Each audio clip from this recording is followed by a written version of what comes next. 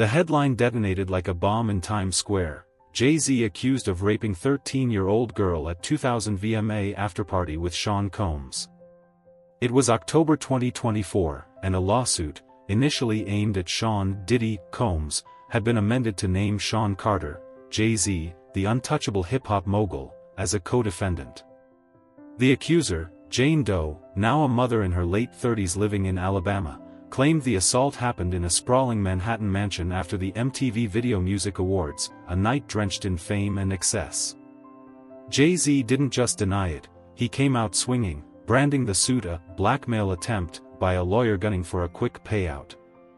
The allegations weren't just a legal skirmish, they were a cultural earthquake, threatening to topple a man who'd built an empire on authenticity, hustle, and a bulletproof reputation. His legacy, his family, his billion-dollar brand hung in the balance. But the truth? It's a shadow in a maze, a whisper from a night that's been buried for decades. What really happened in that mansion? The answer is a puzzle with too many missing pieces. The MTV Video Music Awards were the Super Bowl of pop culture, and Radio City Music Hall was ground zero. The year 2000 was peak Y2K, Britney Spears in a glittering bikini, NSYNC in futuristic suits, Eminem snarling through The Real Slim Shady. The air crackled with possibility, a new millennium unfolding in neon and chrome. Outside, 13-year-old Jane Doe stood in the crowd, her heart hammering. She'd come from Rochester, New York, a 5-hour drive, with a friend who'd later die young. No ticket, no connections, just a kid chasing the glow of fame. Her sneakers scuffed the pavement as she watched the Jumbotron, catching glimpses of stars gliding past velvet ropes.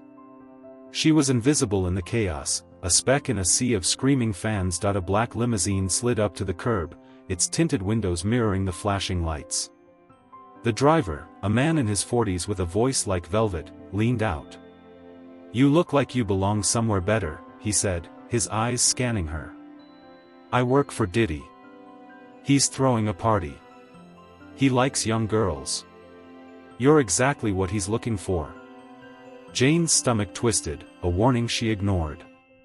The promise of an afterparty, a chance to step into the world she'd only seen on TV, was a siren call. She nodded, her voice caught in her throat. "Come back here after the show," he said, and the limo vanished into the night. Hours later, the car returned. Jane was alone now, her friend gone, maybe lost in the crowd, maybe sent home. She climbed into the back seat, the leather cold against her legs. The driver handed her a clipboard with a single sheet of paper. "Sign this," he said, his tone flat.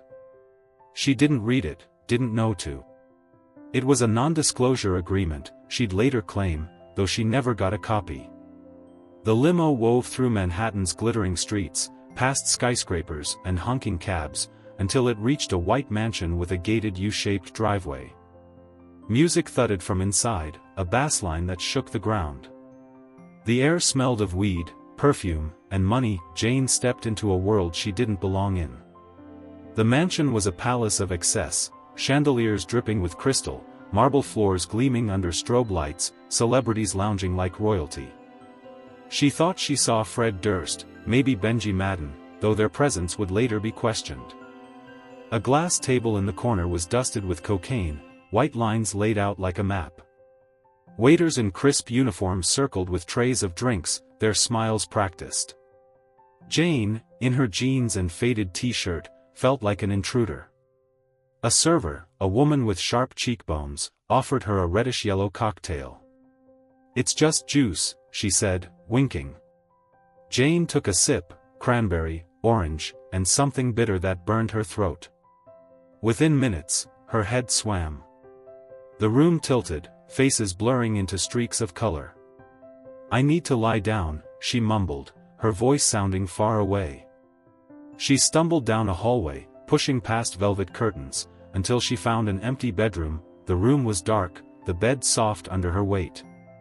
She collapsed, her vision fading. The door creaked open. 3 figures stepped inside, Sean "Diddy" Combs, Sean Jay-Z Carter, and a woman she'd later call Celebrity B in court papers. Combs, 30 and riding high off forever, grinned, his eyes wild. "You ready to party?" he said, grabbing her arm. Jane tried to pull away, but her limbs felt like concrete. Jay-Z, also 30, fresh off Volume 3. Life and Times of S. Carter, loomed over her. She pushed against his chest, but he was too strong. "Stop it," he said, his hand clamping over her mouth. The lawsuit claims he raped her first, holding her down as Combs and the unnamed woman watched. Her screams were muffled, her strength gone. Then Combs took his turn, she alleged, while Jay-Z stepped back, his face unreadable. She fought harder, landing a desperate punch to Combs' neck when he tried to force oral sex. He stumbled, cursing, and she saw her chance. Grabbing her clothes, she ran, barefoot, disoriented, out of the mansion and into the night. She found a gas station, its fluorescent lights harsh against the darkness. Trembling, she fumbled coins into a payphone and dialed her father. "I messed up," she whispered, tears choking her words. "Please come get me." He drove from Rochester, a 5-hour trip through the night. When he arrived, she climbed into the car, silent. He'd later say he didn't recall the drive clearly, didn't know what had happened.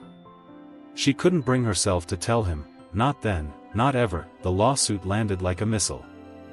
Filed by Texas attorney Tony Busby, it first targeted Combs, who was already drowning in legal trouble, federal charges for sex trafficking and racketeering, plus over 30 civil suits alleging sexual misconduct spanning decades.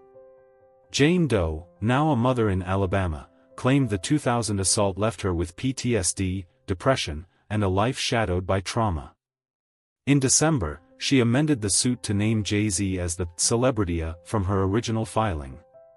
The details were searing: drugged with a spiked drink, raped by both men, watched by a female celebrity whose identity remained hidden. She sought unspecified damages under New York's Victims of Gender-Motivated Violence Protection Act, a law that gave survivors extra time to file claims from long-ago crimes. Jay-Z didn't flinch. On December 8, 2024, he unleashed a statement via Roc Nation's X account that was less a defense and more a declaration of war. "This is a blackmail attempt," he wrote. "My lawyer received a demand letter from a lawyer named Tony Busby. He thought the nature of these allegations and the public scrutiny would make me want to settle. No sir, it had the opposite effect. It made me want to expose you for the fraud you are in a very public fashion. So no, I will not give you one red penny." He called the claims idiotic and heinous, urging Busby to file a criminal complaint instead of a civil one. "Whomever would commit such a crime against a minor should be locked away, would you not agree?" he wrote. He spoke of his family, his wife, Beyoncé, and their 3 children, especially 12-year-old Blue Ivy, who'd face questions from friends. "My only heartbreak is for my family," he said. "I mourn yet another loss of innocence." Combs, locked up in Brooklyn's Metropolitan Detention Center awaiting his federal trial, denied all allegations through his legal team. "This is a shameless publicity stunt, designed to extract payments from celebrities who fear having lies spread about them," his attorney said. Busby, unfazed, hit back on Instagram, posting a photo of himself in a military uniform, his jaw set. "I won't allow the powerful and their high-dollar lawyers to intimidate or silence sexual assault survivors," he wrote. "Sunlight is the best disinfectant." The battle lines were drawn, and the world was watching. The allegations didn't just spark a courtroom drama, they ignited a reckoning. Jay-Z wasn't just a rapper, he was a billionaire, a cultural icon, a man who'd clawed his way from Brooklyn's Marcy projects to the pinnacle of power.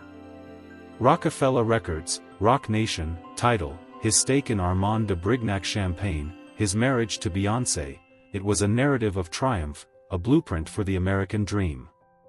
Now, that story was under siege. Social media became a battlefield.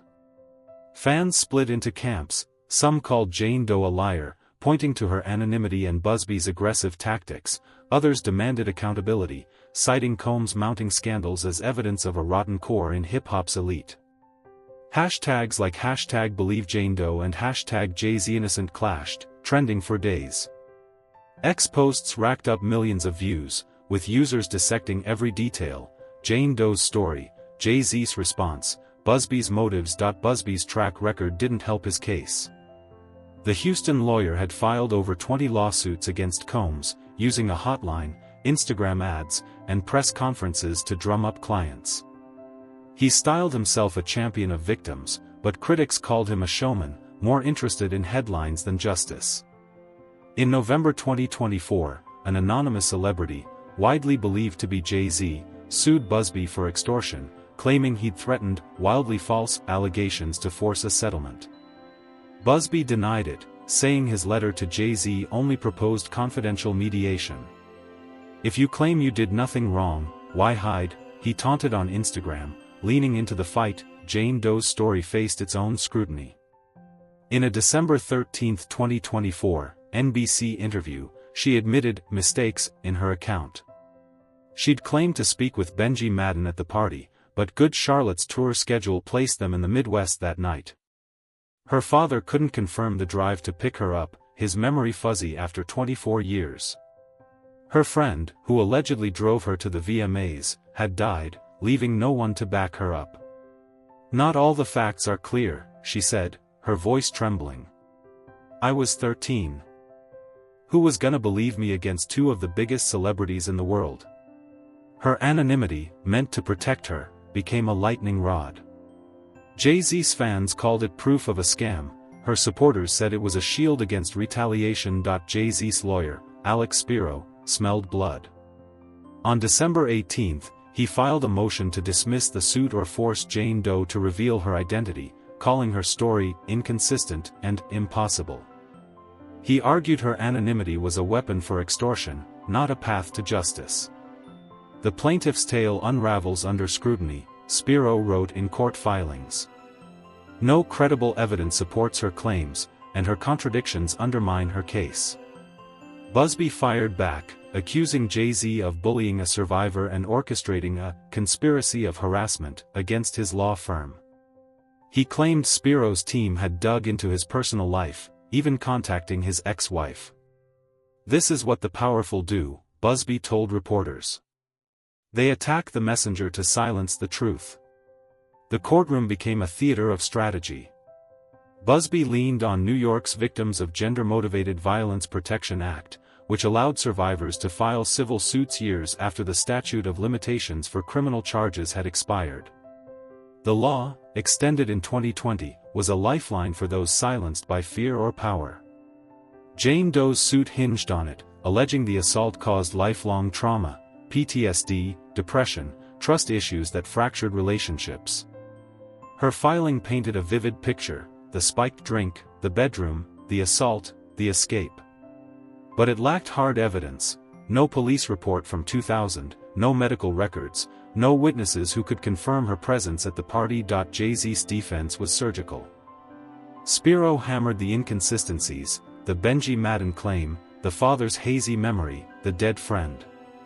He subpoenaed records from the gas station where Jane claimed to have called her father, but the payphone was long gone, the station rebuilt. He demanded proof of the NDA she'd signed, but none surfaced. "This is a story, not a case," Spiro told the court. He pushed for Jane Doe to reveal her name, arguing that anonymity let her lob accusations without accountability. "If you accuse a man of a heinous crime, you face him in the open," he said. Busby resisted, citing death threats his client had received since the suit went public. "She's already a target," he said. "Forcing her to go public is punishing a victim twice." Combs' legal team, meanwhile, was juggling his federal case. Held without bail since his September 2024 arrest, he faced a May 2025 trial on charges that could send him away for life. His lawyers called Jane Doe's suit a distraction, part of a pile-on orchestrated by Busby. They pointed to his other cases, over 30 by January 2025, many alleging similar patterns of drugging and assault at parties. "This is a coordinated attack," Combs' attorney Mark Agnifilo said. "Mr. Combs is innocent, and these civil suits are exploiting his situation." Yet the parallels between Jane Doe's story and other claims, spiked drinks, private rooms, powerful men, gave her allegations weight. Even without proof, the end came quietly. On February 14, 2025, Jane Doe voluntarily dismissed her lawsuit, with prejudice, meaning it couldn't be refiled. Judge Annalisa Torres, overseeing the case, approved the dismissal without comment. No settlement was disclosed, though sources close to Jay-Z insisted he'd paid nothing. Roc Nation released a statement from Jay-Z: "The frivolous, fictitious, and appalling allegations have been dismissed. This is a victory for truth." Busby stayed silent, a rare move for the media-savvy lawyer. Combs' team called it proof of a money grab, though their client remained in custody, his own battles far from over. Jane Doe vanished from the public eye, her story unresolved. The mansion from 2000 is gone, raised for luxury condos that tower over Manhattan's skyline. The MTV Video Music Awards, once a cultural juggernaut, are a fading memory, overshadowed by streaming platforms and TikTok. The music industry has moved on, but the scars remain. Jane Doe's allegations, true or not, exposed a fault line in hip-hop, a world where power, fame, and secrecy collide. Was she a victim silenced by wealth and influence, or a pawn in a lawyer's high-stakes game? Did Jay-Z and Combs escape justice, or were they targets of a desperate lie? The truth, if it exists, is locked in a moment no one can verify. Jay-Z emerged legally unscathed, but the shadow lingers. His next album, rumored for late 2025, will drop into a world that's listening closer, parsing every lyric for clues.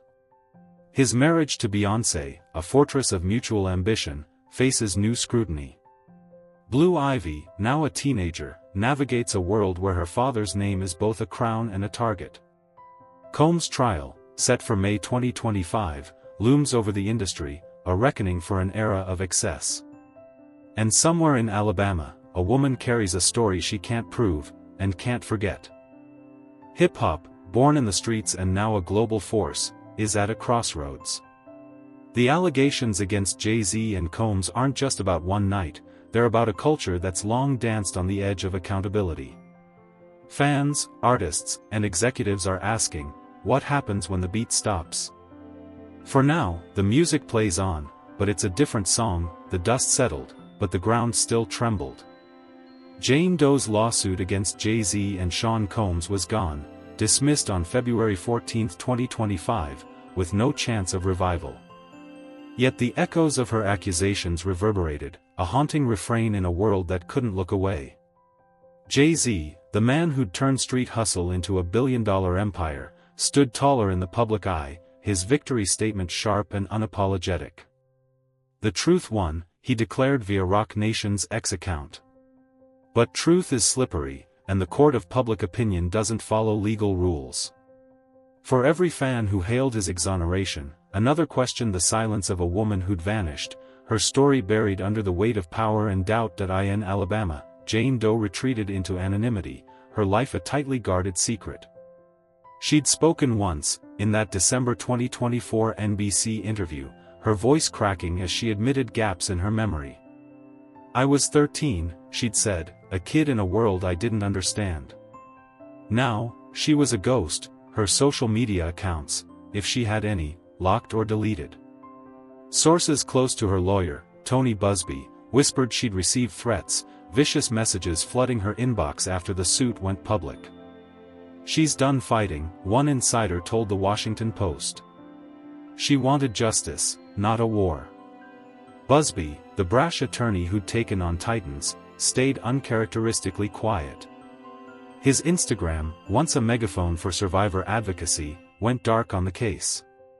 Some speculated he'd cut a deal, others said he'd overplayed his hand, betting on Jay-Z's fear and losing. Jay-Z, meanwhile, leaned into his narrative of resilience. In March 2025, he appeared at a Roc Nation charity event in Brooklyn, his first public outing since the dismissal. Flanked by Beyoncé, whose presence silenced doubters, he spoke briefly. "I'm still here," he said, his voice steady. "My family, my community, that's what keeps me grounded." The crowd roared, but the internet buzzed with